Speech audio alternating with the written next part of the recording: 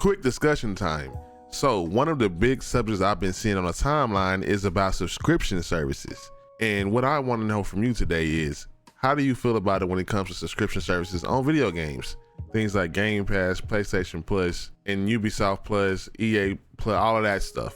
Because we know that there's a big thing in gaming right now. There's a big thing going on between physical versus digital, and they're really trying to push this all digital age. And me personally, I'm not a fan of that. I like having things that are on hard copy or having access to my game just in case something goes down from the store, just in case the internet doesn't work.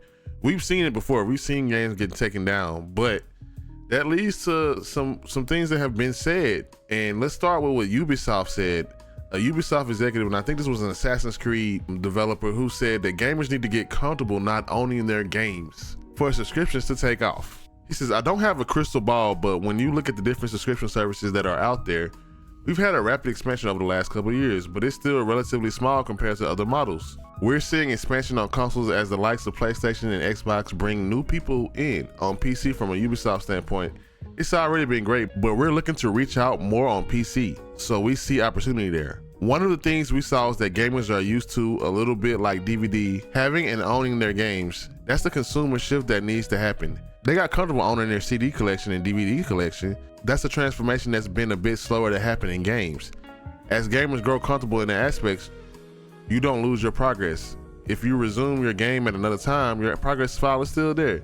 It's not been deleted. You don't lose what you built in the game or your engagement with the game. So it's about feeling comfortable with not owning your game.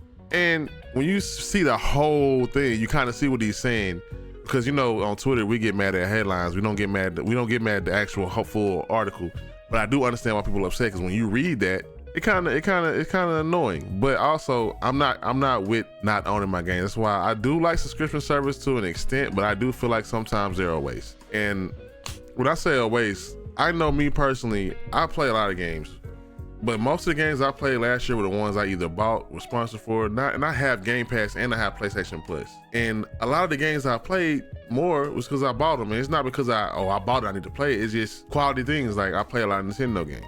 Game Pass has a lot of games on it, but a lot of those games I already have, or they're not there the whole time. And a lot of people are kind of shouting at Game Pass or Xbox because this tweet here that says subscription growth has flattened. And sub services on console and PC platforms accounts for only 10% of total video game content spending in the US.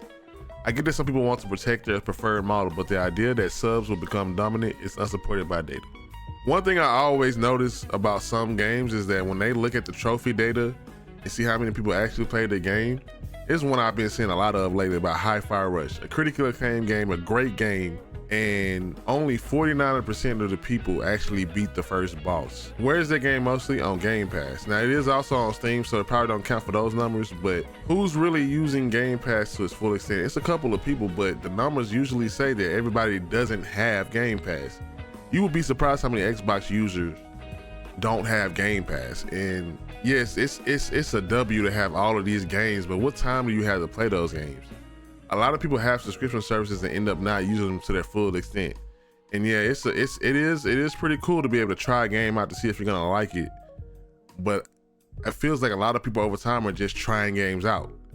You're paying over $120 a year just to try a game out and put it back when you might as well. If you know you like a game, just buy that game. But that's just me. PlayStation Plus keeps raising its prices. Nintendo Online is cool, but I know a lot of people would rather be able to buy those retro games in the store versus having it on Nintendo Online. And I understand that, because what if the online say, you know what, we don't want to hear no more. Now you can't play it anymore because it's tied to a subscription. And I think that's the problem with the subscription service thing, is that all of these games are here today, but they could be gone tomorrow. Same thing with Game Pass. A lot of those games, they're there for that moment.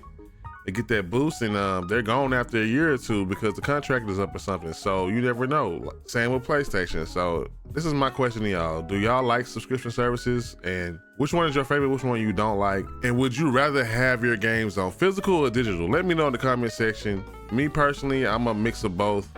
I'm lazy, so I like being able to just click on the game and play it. But also, there are some games I know that's going to be rare one day. There's some games that I'm worried that maybe they're gonna take it off the market. I like buying both. I like having physical things, especially collector's editions. But that's all from me.